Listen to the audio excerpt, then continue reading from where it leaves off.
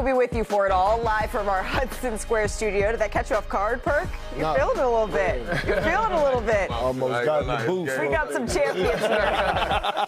Kendrick Perkins, Amon Shumpert, Danny Green, the champion, the people's champ. You've been up from 8 a.m. get up all the way till MVP. I don't got the rings. Maureen would disagree. You're our champ here, Brian Windhorst. I'm Malika Andrews. Like Wendy, the basketball, it never stops. It feels like the champs, guys, they don't stop either. They're finally starting to look like the defending champions we've come to expect. The Thunder, they struck back last night. Maybe struck a little bit literally there. But the moment of the game, it came from Stephon Castle. Get that baby out the street. Hey, Sean, you want to see a dead body? Duncan all over Leave the cat. Isaiah Hartenstein. We're going to have much more on that. Look at including Wemby's reaction later in the show. But meanwhile, SGA, he looked more like himself in the first half compared to game one here, Perk. He racked up 15 points, 6 of 11 shooting. He carried the Thunder here. But this was an important moment. Jalen Williams headed back to the locker room with hamstring tightness. He did not return to the game. Shams is here with more in just a little bit. But in the third quarter, the Spurs down 3. Wembanyama drives Brian, misses the basket, gets his own rebound. So nasty. He knew he was going to miss. Faced it right away. And by the way, he became the first player since Kareem to average 30 and 20 over a 2-game stretch. With that edit. You like that? I like that. And he's taller than Kareem there, too. Dylan Harper, he comes down from this play a little awkwardly, right? Bad news bears. One more look. Bummer. Yeah, he would leave the game with a leg injury, and he didn't return. Life, though, with Wemby on the bench, that's when OKC was able to do their damage. Here. Damn. And close that door. Loses the rookie Carter Bryant. Close that door. Come on. Wow. And then the next Thunder possession, SGA dishes to Chet. Y'all were asking for more. Here we go, Chet. SGA like that. There you go. So this has been the story, right? The Thunder shot 63% in the non-Wemby minutes, 44% when he was on the floor. That's so huge. to the final frame we go. SGA drives. Little floater high over Victor Wembanyama. That's his bag, Perk. Yeah, it is his bag. But look, they did a great job, but I love this play right here where they able to clear out the side, get that isolation. Yeah, Jared McCain was calling for the ball. Calm down a little Stuck bit. his foot in the ground like a Texas running back. There you go. So the Thunder even up the series. Here's Shea after the game. Waking up this morning, we were probably more desperate than they were. Like just naturally, because we had to get this game or else we'd go on the road down 0-2. Every team has their identity, and when they impose their identity more than the other team does, they usually win, no matter what level or what stakes are in the game. And tonight we just did a better job of that than we did in the first game, and that's probably why we came out on top. Tonight wasn't good enough to win the series, and we know that, so we'll take the W, but we got to keep getting better. That's a pretty invigorated SGA. I agree. I don't typically hear him with that sort of authority right after games. There's a lot. Not typically playing against Wemby either. That may be true. There's a lot to dive into, Perk, I think, from this game. What do you say we start here with SGA? Yeah, so they've double-teamed him 53 times in 2 games. So he knows it's coming every possession. And he was like a pitcher who was changing speeds. He was moving at different speeds. He was moving where he was going. He wanted to be unpredictable, so they couldn't get into a settled role where they were double-teaming him, and that created lanes. He approached this game like somebody who didn't want to be double-teamed. I felt in game 1, he allowed the double-team to come. He's like, I'll just pass out of it. This one, he was like, I'm going to be the aggressor first. Yeah, I thought that he did an incredible job. He must have just lived in the room watching film. I don't even think he went to the gym to get ready for game 2. I think it was all about watching film, learning how to pick his spots and say, these are the spots I need to get to. I think there was a conscious conversation that happened with Isaiah Hartenstein to say, hey, keep him engaged so I know where he at. I just need to know where he is so I can get to my spots. If you notice, game 1, they had a lot of times they put on the brakes just because they're looking for Wemby. They don't even know where he at. They're just looking for him and looking over their shoulder. Everything became decisive as soon as SGA got No, you're right. And look, he's gonna have to continue to be great in this series. Like SGA, 25 or less, they're gonna lose the game. If he scored 25 or less points, they're gonna lose the game. But I gotta show some love to the big fella. I heard you earlier today saying it was the best best game he's had in his postseason career, Isaiah Hartenstein. Come on now. The man was in the trenches mixing it up. Come and on I know now. they got a lot of mad San Antonio Spurs fans out there in their feelings because he was touching up Wemby. But what you thought he was going to do? It was a must-win situation. And when you in the trenches, you go tangle up offensively and defensively. Yeah. I thought he did an outstanding job of holding Wemby up and letting Shea be able to operate, keeping the body on him. And he did the perk screen. Like, I have to hold myself. Not the Gortat, the perk screen. The perk screen. Oh, yeah. I have to hold myself accountable. Wow. Because a couple days ago, We talked about the two wing defenders with the rings over here said, go big on Wemby. And I said, I think the Thunder wings can hold it down. Yeah. Mark Daigneault, who's also got a ring, agreed with these two guys and went with the big man. And Hartenstein's impact on this game was enormous on Wembanyama. Look, you're never going to beat him going the same way. They're going to probably go back. But Wembanyama in game one was dominating in the paint. He had 13 baskets in the paint in game one. This is how you get to 41 points. All this drives against those wings because that's what they did. They were just trying to body him. Then last night, with Chet Holmgren and Isaiah Hartenstein as the primary defenders, he couldn't get in there. Look at how much fewer. Look, not just the makes. Okay, obviously the makes are different. Look at the attempts. Right. How many fewer interior attempts? And with the injuries to the perimeter players, he's going to need to do this even more. And they're going to, I think, stick with Chet and Isaiah on him. Yeah, I mean, again, we spoke about it the other day. You were like, Chet's got to take the challenge. I don't want to see Isaiah Hartenstein. I said, there's got to be a mix. They did some guards, they did some bigs, but Isaiah was huge on the impact, and mainly not just by keeping him away from the basket, but his offensive rebound. You guys can play the clip of how active he was on the glass. Him giving him second opportunities. He had 8 offensive rebounds. Man. Obviously, he's shooting that floater from the free throw line, from behind the basket, but this is where he impacted the game the most. Because when Wemby goes to help, you got a free lane to not only cut for dunks, but to get your team a second opportunity. He just kept the ball alive by getting on the glass. As you see, roaming around. Wemby's off the floor right now, but these are opportunities for these guys to get another chance at on goal. Setting screens, rolling hard, giving Wemby body, boxing him out. Look, now Wemby can't catch the ball because he's being physical with him. Again, same thing right here. Gets into his body, spins off of him, giving him a little touch physical, push him into the basket. Another opportunity, gets fouled, screams in the crowd, gets the crowd into it. Game one, the crowd wasn't into it because Wemby took the crowd out of it. But this guy brought the energy, brought the juice, and gave him second opportunities on the glass. But yeah, that's what I like about it. They made him have to be part of the primary action. So it's like, okay, cool, you can go over there to help. But every time you go over there to help or do something, we're going to you're now the mistake. So now Wemby gets to go back and he has to make his adjustment personally to say, hey, this is what they're doing to me to keep me away from the game. How can I still do my thing and get mine, but be there for my teammates without making an error? Because that's what they're doing now. You do that, you run over there, chase behind that, we're going to duck that in. Now, as soon as you get out of that action, the rebound might not come to Isaiah this time, but you damn sure about to be 15, 16 feet away from the rim now. Well, look, SGA, Isaiah Hartenstein get all the praise in the world, rightfully so. But we damn sure not about to start this discussion without mentioning Alex Caruso. Oh, yeah. Okay, Alex Caruso, he's been the second best player on the Oklahoma City Thunder in these conference finals. And the way he's been producing on both ends of the floor, he's knocking down three-point shots. But when you talk about being a game changer, when you talk about coming in and stepping in the big moments, like he's already, to me, just from watching him in this series and in this postseason, he's top 5 role players of all time. Come on. I'm putting, not real talk, I'm putting him up there with Robert Horry, Derek Fisher, there you go. Danny Green. Okay. Like, you got, in order to make that top 5, you got to have multiple rings. Yeah. He has 2 championships. On the Lakers, he was a huge X factor.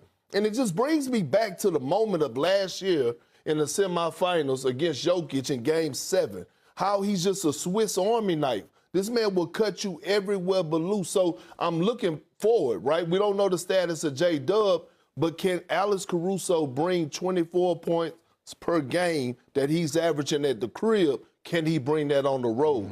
Well, we don't, but I know someone who may. We were talking about the physicality of these games, and there have been casualties to that, as you mentioned. J-Dub is one of them, also Dylan Harper. So let's turn to our senior insider, Shams Charania. We saw both of those guys leave this game early here, Shams. What do we know about both Dylan Harper and J-Dub's status here for Game 3 and beyond? Malika, I'm told Jalen Williams underwent MRI late Wednesday night after the injury took place, and doctors are evaluating the imaging on that MRI today. His status for Game 3 is up in the air. The evaluation is ongoing here today, but clearly his status will be up in the air because there's this is now 2 hamstring injuries in less than 1 month in that same left hamstring. And remember, during the course of the regular season, he also missed extended time with a right hamstring strain. So both hamstrings have been implicated at different points so far this season. On the other side with the San Antonio Spurs, Dylan Harper underwent an MRI on his right hamstring earlier today. The Spurs are awaiting word on the diagnosis from that MRI. He played 25 minutes in Game 2 before the injury. He started in Game 1, but we'll know soon here, potentially before the end of this show, on both J-Dub and Dylan Harper. All right, and Shams, we will continue to check in with you as these 2 injuries become a little bit more crystallized and we understand what their diagnosis could be and how long they could miss. Appreciate the insight here. Coming up, though, let's get to the East, because if you missed... They've been off. They got a bunch of rest, so we got to be ready to go from the jump. Don't sweat the technique. The Cavs have stunned this Garden crowd, and you can just hear the anxiety and the disappointment. Brunson, three-pointer. Puts it in! Captain Clutch has come alive! Say go, New York, go, New York, go! New York, go, New York, go! Bedlam here in Madison Square Garden. Knicks take Game 1 behind the brilliance of Jalen Brunson. You know when you're a kid, Perk, and you're like around an open flame and your parents say, be careful, you don't want to get singed. Brunson burner? I mean, he went straight at the beard here in Game 1. He got torched. I'm adding that to my vocabulary. Singed? Go on, Malik. Well, this is the definition right here, what Jalen Brunson was doing in the 4th quarter. Just attacking. Cooked is what you're I looking take back that he played decent defense. I'm sorry, guys. 2 minutes later here. It was the effort. He just died on too many things. He slide, and then he would just die on the next move. It's got to be a conscious effort to stay on somebody's shoulder at the end. Well, this is right here, the next possession again. Brunson isolates Harden. Take a listen to what James had to say about guarding Jalen Brunson. I mean, he made some tough ones. But you know, obviously we all know he's a great one-on-one player, and you know, I think anybody on an island is going to be difficult. So we got to do a better job of making sure he sees bodies. You know, on the other end, you know, they do a good job of you know, supporting him and helping him when he's on the island. So he made some tough ones, but we got to do a better job as a team, just because it's not a one-man job. I agree, James. We all got to do a better job. We can't just let him go one-on-one on the island. I like that you say we. Like you're out there. We agree. Like you're out there as part of the Cavs defense. No, we. Kenny Atkinson don't agree, but we agree. It's he. By the way, Amon, these aren't replays. This is the same thing over and over again here. Here's Kenny Atkinson yesterday. One thing about James, I'll just defend him. He's a good isolation defender. Always has been. He's super smart. I said it last night. He's got great hands. The 4th quarter, you know, they were in the 1st percentile of shot quality. See, we have data you guys don't have. 1st percentile. So our process was right. They made some tough shots. We actually have some of that data. Let's go inside the game. It's powered by ASW. So Kenny Atkinson said the Knicks made tough shots in the 4th quarter on Tuesday night. He is right? According to Inside the Game, powered by AWS, New York shot nearly 19 percentage points above expected in the 4th quarter. It's the 3rd highest differential in any 4th quarter all season long. Forget that. I appreciate him defending James, but I don't think he's one of your better ISO defenders and always has been. You got to send help. And that's not those 1 percentile shots for Jalen Brunson. Like, he's good at making tough shots. Obviously, he was getting really good at it, and he looked like he was in the 90 percentile. Like, he was shooting 90% from the floor while James was guarding him. Yeah. So you got to change the matchup. Regardless if you think they're 1 percentile or not, you got to change your coverages and throw something different at them. Yeah, James, you know I love you, dog. I have known James to be a good post defender. You can leave him in the post. He doesn't need a double in the post because he's actually stronger than he gets credit for because he sells a lot of calls. But isolation, it's not that he can't move, it's that he don't really have a plan. He's letting Jalen Brunson dictate the dance. You can't do that. You have to take something away. You have to live and die with something. And right now, Jalen Brunson can go whichever way he wants. There's no way he gets to drive with his right hand and end up on the left side. That means he blew by you completely. You know what I'm saying? Like, if I'm driving past you on this side, how do I end up over there? That means there's no effort, minimal effort. You got to be on the right side of him. I know you had 5 fouls, but I don't think they wanted you to foul or come out the game. I think they wanted you to stay in the game. You can play a lot tougher defense. I ain't going to lie to you. 3-time NBA champion, 1-time NBA champion, 1-time NBA champion. We know what elite defense look like. Oh, yeah. We know what one-on-one defense look like. Oh, yeah. We know what effort look like. So Kenny can have all the data, whatever he want. My 2 eyes told me I saw something different in 4K. And what I saw not only James Harden being a liability on his one-on-one defense, I saw James Harden making bonehead mistakes throughout the course of that game in the fourth quarter. Giving up that three-point shot to Mikal Bridges strong corner. in the strong we keep corner talking about it. was crucial. What are you in? This is not a trap. Is he in drop coverage? And then look at this blow-by. No second effort whatsoever. Okay, cool. Here we are. He's containing. Okay, he gets out of the trap. What are you at right now? Your man is in the corner. You're in no man's land. Yep. This is a rule in every locker room. Never to give up a strong side corner 3. They cut the game to 3. Here we are again. The film don't lie. What are we in? Is it a drop coverage? Because it's damn sure not a trap. Okay, no communication on the back side. Contest. You know why, though? Gotta contest. You gotta contest, but it's no communication because guess what? Kenny, who's protecting James, he didn't want to use none of his timeouts to say, hey, you know what? Let's do this, or let's huddle up and see what kind of defensive adjustments Don't say it like we it can should make. be. Call the timeout, Kenny, and curse him out. Yeah, That's what it is. But then on the flip side, he has to stop this. This protecting James Harden. James Harden has looked horrible in Game 6 of last series, Game 7, and Game 1. Oh, no, he has. It was horrible. 7 was horrible. He didn't bite him in the ass, though. It was all about Donovan Mitchell and Evan Mobley and Jared Allen. But he didn't turn it over. Okay, that's cool. Okay, but what I'm saying is at this point, you got to be careful because when you go out on a limb too much to protect one individual, you might lose the rest of your locker room. Like, at this point, you're starting to throw guys under the bus. Oh, our backside and our hip side need to be better. Do you realize the Knicks spread the floor?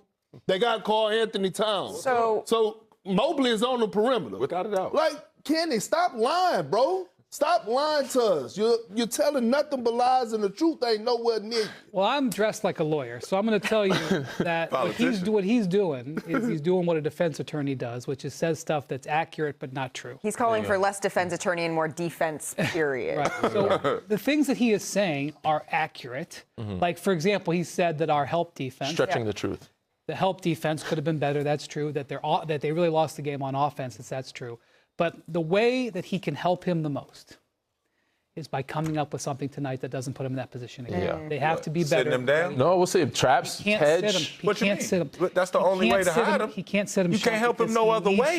James, you got to help yourself. It ain't no help. It ain't no help. I see people saying this. I got to tell you, sitting Harden is off the table. They need him on offense. That's the only way to help him, though. The only help you're going to have is you're going to have your right foot and your left foot slash.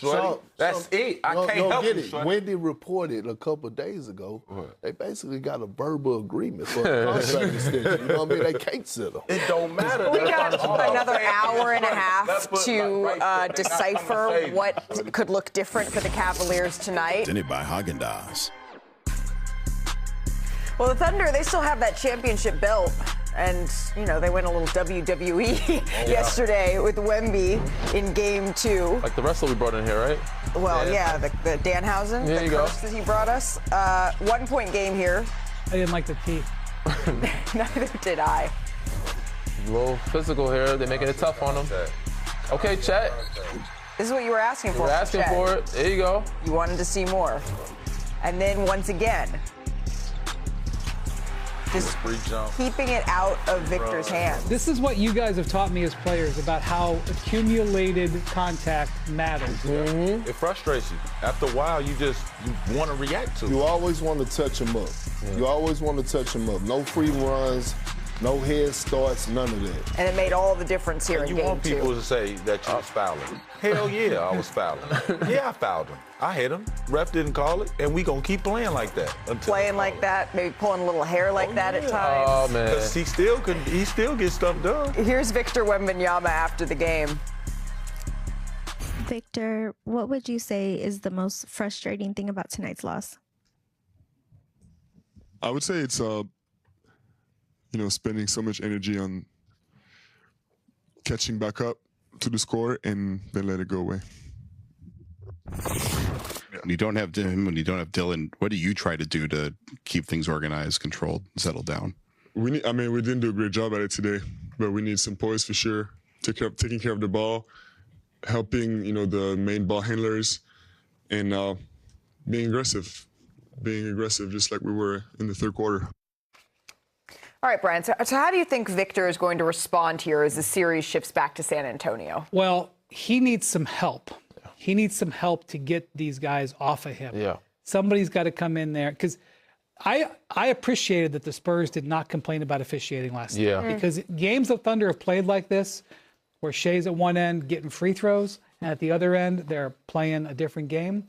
We've seen a procession of coaches and players come through that interview room and complain about it. I appreciate that the Spurs didn't complain about it. However, they probably should have. Yeah. Because if the Thunder are allowed to play Victor like this, it's going to benefit the Thunder. So while he doesn't have to say it to the officials, he needs somebody else to come in and clean those guys off. He said it. He said it to the officials already. He threw an elbow against the Minnesota team that let everybody know, you clean it up or I'll clean it up. So I expect when they go for game 3 for Victor Wembanyama to get what he wants as far as getting to the free throw line if they're going to continue to play like this. I just think he's going to make sure to say, hey, I'm watching film. I see what y'all did. This is how I'm going to attack. I'm going to come out aggressive. So the ref will have a chance to blow the whistle. If they don't blow the whistle, this is why big men do big men stuff. That's big man stuff. Get out the way. It is. It is. And look, just because they didn't say anything out loud doesn't mean they're not doing things. Definitely sent the tape in. Yeah. Tape was sent in during the game. So I expect a whole different type of officiating come game 3 in Wemby's favor. Not saying that he didn't deserve it, but they're going to keep a close eye on it. Not unless they do like me and Zach Randolph did in the playoffs and met with the refs and say, hey, let us play. You know what I mean? We don't want these calls. But that was another era. But Perk, this is the way you played. It is. You played this way going to multiple finals. No, I did. But that's why he's allowed to play that way. If you have a consistent rapport of playing like this, they ain't going to bother you. They ain't going to bother you. OKC. But what I will say is Wemby reminds me of a lot of, guys when we grew up. You got in a fight with somebody and you took a L, every single day you see that person, you gonna continue to fight them until you get your win. That's how Wemby mentality is. So make no mistake about it. When he get back to San Antonio for game 3, it's gonna be hell and hot water for every single person on the Oklahoma City Thunder roster. But we got to give a lot of credit because he got to figure it out, right? Like Isaiah Hartenstein, the physicality, and we know you could use. What's up, Malik? You said it earlier in our show that this was the Perk screen that Isaiah Hartenstein was setting. So I got a confession. Okay. Let me get my Usher bag real quick. I got a confession. KG actually started this screen with him and Rondo. I stole it from KG and brought it to Oklahoma City. You feel what I'm saying, so? And here it go right here. Yeah. It's just occupying Wemby when he doesn't have an opportunity to block shots. Look, creating driving gaps. Look, pushing them out. There you go again. Wemby don't have a chance to contest. And so, here we go, Shaw. Back when you had the fro. Check out your boy Big Perk right here, Wendy. Look at me. Just beat your man. That's what he used to tell me. Beat your man. Worry about your man. I used to do it for Russell Westbrook as well. Here go the film right here again. Hold up screen. Oh, is that Bassey? What I'm saying, just get downhill. And that was on Rudy, by the way. That was me tangling up with Big Rudy. Go another one. Hey! And you just get downhill. right? So I think they found something there to eliminate Wemby from having a big defensive impact. Yeah. But then on the other side, you can run pin downs for Wemby. You could put him on the ball and run screen and rolls. There's all type of stuff. That's the best thing about Wemby. He's able to go from blocking a shot to leading the break to doing. They took his transition away. So they actually put the hole in his game where it's like his motor is what makes him so good. Yeah. He could be there for a block shot, stunt and recover for somebody else or three. It's like everything he does on one possession. And it's like Hartenstein said, no, one action, forearm. That's it. One action.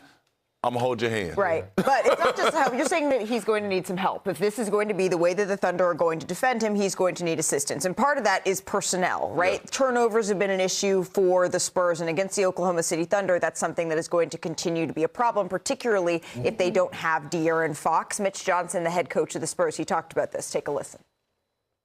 Obviously this team is as good as anybody at turning you over. So when you're down some of your primary creators and initiators, it causes a little bit of an extra strain, whether that's who to play, what to run, et cetera, and we'll just have to be sharper in that area because it's tough, fully loaded against these guys. So we obviously 27 points off turnovers is not a winning formula.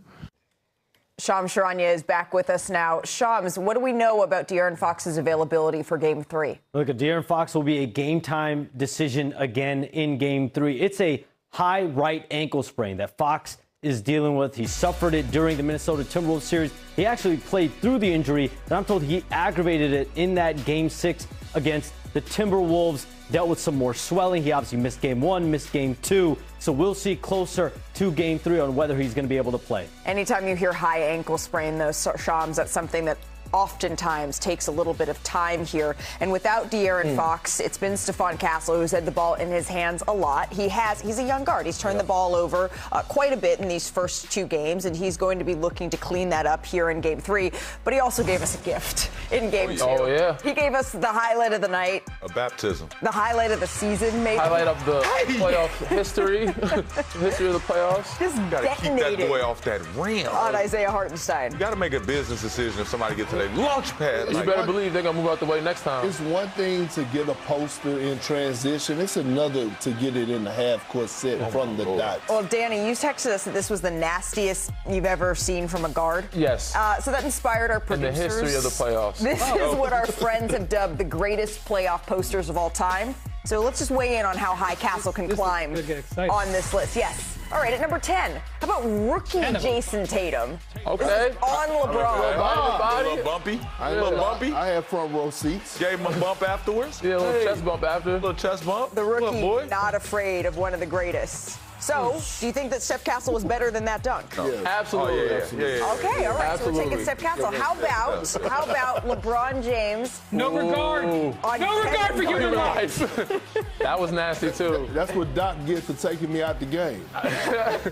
So, Castle or LeBron on Garnett? Castle. I'm going Castle. Wow. Now, LeBron's moment was better. Now, wait a minute. This is a better moment. It's an iconic moment. Kevin Garnett, Hall of Famer. But he got another one, though. How you about know which this one Brian got. We got Kobe on Steve Nash. On a little guy. It's nasty. Hung on the rim. Kobe on Steve Nash, taking a charge, went so very wrong. Because of how hard he dunked this ball, I'm going to give it to Steph. I'm going to Steph. Wow, we're still riding with Steph Castle. All right, how about this one? MJ on Patrick. Oh, this one. I remember that was iconic. This is iconic. In the garden. Pat is upset. Though it was iconic, I realized after rewinding a lot. Yeah, now I want to hear Shump talking about his hero. Okay, Shump, where you got this or that? Listen, give me Steph Castle. Steph Castle. Okay. What? John Morant. This is the closest one. Oh, that's the closest one. On Malik Beasley in 2022. Yeah, that's the closest one. Yeah, that's great. That one is a tough 50-50. That's great. But because he was a 7-footer and he jumped, Nah, I'm full going full Steph extension. Castle. Ja How got far that. away No, Ja Ja got is. that one. That's full extension. Jaws got this, but Danny I'm still going says Steph. Steph And this Castle. is the one. That's the one that I said is this is neck and neck. No nasty. Third man went to his neck. So you're saying that Steph Castle, or are you saying Paul George? I'm going with Steph Castle. I got playoff P on this. Okay. I remember I this. thought playoff P was a negative thing. That's a good Oh, it's thing. a negative thing? It could be. I think it is. However you want to perceive All right, it. how about Baron Now, this Davis? is a moment. About this. This was a Take moment. the jersey out. How Take could it you out of the forget about shorts. this? This Oh my defined God. a legend, a generation Somebody of Bay call Area timeout. fans. Which one you taking? I'm going Steph. I think yeah, Baby's moment was bigger. It was a better moment And at he had better home. He had the home crowd. He had the crowd with him. Yeah.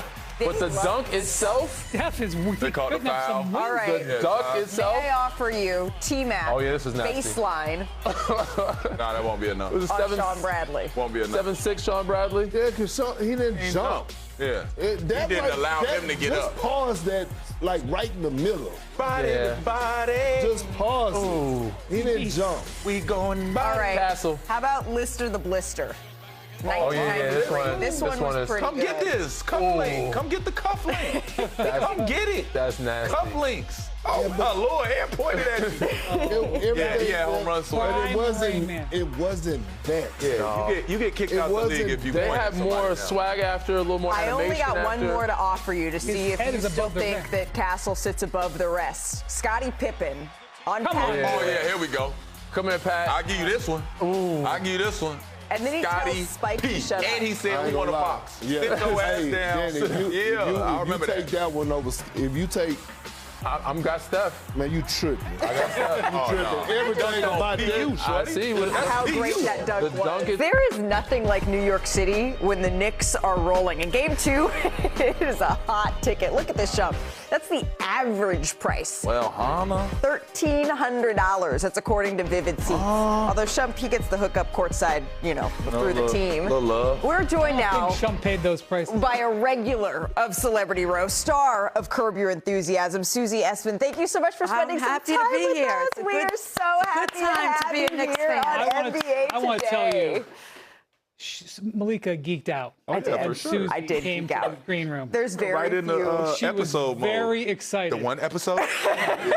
How you going to that When you mode? go into episode mode, you know you are a true fan, and that is what you have with the New York. How long have you been going to Knicks games? Oh, God. I became a Knicks fan in 1971. 71. 1971 is when I first got into basketball. Yeah. I grew up in Mount Vernon, and we had the #1 team in the state that year in 1971.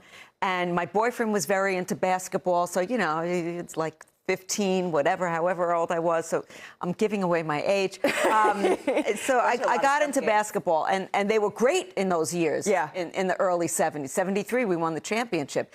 Haven't since then until 2026. And we'll see. All right. Now, speaking it into existence in 2026, you've gone to a whole lot of Knicks games in those, I'm not going to say how many years that it's been. Is there somebody that you think, when you think of the Celebrity Row at Knicks games, that you think is the biggest, the best? Who stands out to you when you think of In Celebrity Row? Yeah. Well, Spike. I would have to say Spike. Of course. Because Spike actually, even pays for his seats. You know what I mean? That's how. That's real fandom. And he's there through thick and thin. I'm not dissing Ben and Tracy, but I think Spike is, and he's always outfitted. He's always beautifully outfitted, Spike, in the orange and blue and every. I want to know where he gets his outfits. I think that's called custom. It's Shump. custom, I think exactly. that rings of a little bit of a custom outfit there, as he's saying hello to our crew. And the other thing is, we're talking about, we had a lot of lean years. So when you're talking about thick through thin, there was a lot of thin. I will say this. First off, she calls Timothy Chalamet, she calls him Timmy. Yes. So that's one thing. Secondly, you were an iconic character on a show that ran for 20 plus years. Yes. Okay? Thank you. And yet, when you walk the streets of New York, do they come up and say Susie Green? No, they say Knicks. They ask you about the Knicks. Yeah, well, lately, walking through the streets of New York, I'm getting a lot of Susie, Knicks in 6, a lot of Knicks love. Because everybody's so excited we haven't been this close. Well, we were this close last year, but it wasn't the same kind of vibe last year as it has been this year. So everybody's so excited. This is a sports town. Yes. This is a basketball town. And, I don't know that there's any other arena that is smack dab in the middle of the city like MSG is. There are many, the fabric. but that's okay. There are many, but none of them are quite like him. None of them are quite like this. Not like Madison Square Well, Garden. and Shump, you know this close up. I mean, the fans and the energy in Madison Square Garden, it's pretty unmatched. It's a little different, man. It's I'm, again, born in 90. I'm a Chicago guy. I didn't inherit the story until I became part of the team. And when you do hear it, though, especially in the playoffs, it's like, I can hear the we haven't won since 1973. Yeah. Like, you can hear it in the scream. You can see it in people jumping up and down. People that are in full-blown suits, wore they real nice outfits. They are jumping up and down, hugging each other. They're spilling beers. It's just all love right now for the energy of New York. But you guys are part of that community. There's this community, and we all see it. There's the community. The players all sit on the baseline. Starks and Ewing, and sometimes Clyde Frazier comes. And then you are down the celebrity row with Stiller and Tracy Morgan. And sometimes with Larry David as well. And what we know your dynamic on the show on Curb Your Enthusiasm. What do you say to each other during Knicks games? We're talking about the game usually, or we're dishing, we're gossiping or something. But, you know, it's so funny because I'll see Instagram posts of us at the game, and the comments are always like, I can't believe they're together. They hate each other. We don't hate each other in real life. It's called acting. Yeah. We're actually very good friends in real life. Let me ask you this. Do you refer to him in person as La? Yeah, I do. Okay. I do. Wait, we gotta hear it. We gotta hear it. What will you say? Say, hey, La. What do you mean? Is that what you say to him? Say, hey, Leah. Yeah, hey, La. Right. Hey, La. It tickles me Look so at her. much to hear Look it at in her. real life. But we'll text through, throughout games sometimes. Yeah. But Larry's a diehard Knicks fan, diehard sports fan, really. Yeah. We talk about sports a lot on set, is what we talk about a lot. And Larry always thinks that he would be the best coach of anybody. Oh, does he now? He thinks he would be the best. I think we may have to see that. So, okay, you're predicting or hoping or speaking it into existence that you are going to see the Knicks win their first championship and make it to the finals for the first time in over 25 years, win their first championship since you were much younger. Can I give a caveat, Malinka? I just have to say, and it's Yiddish, but kinahara, which means evil eye in Yiddish. Yeah, it's like a knockwood. Okay. So if I'm going to say that, I have to say the kinahara. So with the knockwood, Shump and I were talking about this the other day.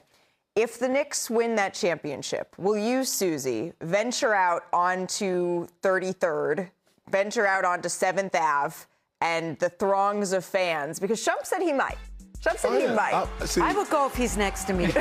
I'll walk you through. All right, so I check it saw out. what happened to JR the other night. No, you got to go for the wide base. That's the problem. He ain't go for the wide base. You got to go wide base. You know what I mean? Like, I would have been security if I wasn't an athlete. The So thing is, and I'm little, I'm 5'2.5", but I have a big mouth. You got spunk. So people don't mess with me. There you go. There you go. See? Yeah, you got to have a face. You got to have a game Well, face. Susie, since we have you here, we thought we maybe would roll through some of the top plays that we put together. These are the best moments that we have in Madison Square Garden history. Oh, wow. And we thought we would start with some top slamma jamma. These are all in the playoffs. Michael Jordan. Excuse me, I got to go back up. I got to go. So we said top plays in the Garden. This doesn't necessarily just mean from the Knicks side of things. They say it's a basketball town. That's what we want to see. It is Great a basketball. basketball town. All right. You remember this one, though? Hey, with the left.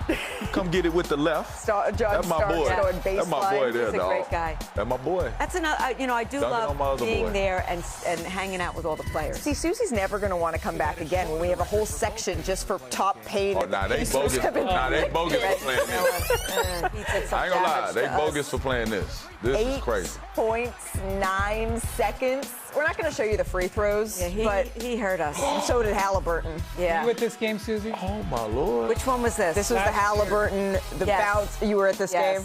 Oh, the I can't believe. What are our producers doing? I mean, what is going on here? Yeah. All right. We had good moments there. How about some top clutch moments? Man. This is Larry Johnson. Oh, Larry. LJ's my favorite. Yeah. I love LJ. I mean, a 4-point hole. play. What a doll he Giving is. it back to the Pacers. Put them in that Nelson, shorty. Were you at this one? Trae Young driving, and this is the game-winning floater. Oh, this was back when there was still not a lot of fans in after COVID, but there's been a lot of villains that have come through the Garden here. And New York will make you a villain. That is God. true. But this is why I love sports, because you could be a villain and you could hate and love, and nobody gets hurt. It's because she played a quasi-villain. Of course she likes the villain. Exactly. But again, nobody gets hurt. You could scream and yell, and you go home, and everybody's still alive and happy. Sometimes people get hurt. Every once in a while. JR. All right, so we know that the Knicks, you were a little bit, you know that the Pistons had their number at some points, but you were saying you're hoping that maybe this goes to 5 because you'll pull up Game 5 in the Garden. That's what it's going to be? No, I would rather sweep. I don't want to be selfish here. I would rather sweep. But your schedule. But my schedule, I'd rather go to Game 5. But 2 sweeps in a row, I mean, has that ever happened? Well, it has. Just not for the Knicks. No, but I mean, in a playoff series, it's happened. Believe it or not, it's happened. This is definitely a Knicks fan. I just want to give you a little perspective. Yes. Because I had to play for both organizations. It's hard to win at home. I mean, on the road. Yeah. No matter what. Is this some news you're giving me? I'm just saying it might be a Game 5. I just don't expect. I don't expect he's that. saying don't make plans. I'm saying keep your schedule open to be at Game 5 at the Garden. It's usually. I plan on 7 if I'm expecting black eyes for everybody coming into Game 5. I'm expecting this to be brutal. You two will be next to each other courtside. Brian and I will have the binoculars going, hey guys down there. Because we're that kind of. Oh, we're that kind of people. Susie, you are the best. Thank you so much for joining us. You have an open seat on NBA Today. And if you haven't somehow seen every episode of Curb Your Enthusiasm, it's pretty good. Especially the Shaq. There you go. Hey, coming up here Shaq on got NBA hurt. Today, LeBron James, he spoke for the first time since the Lakers were eliminated. So we're going to explain why this decision, it might come sooner than you think. That's next on NBA Today.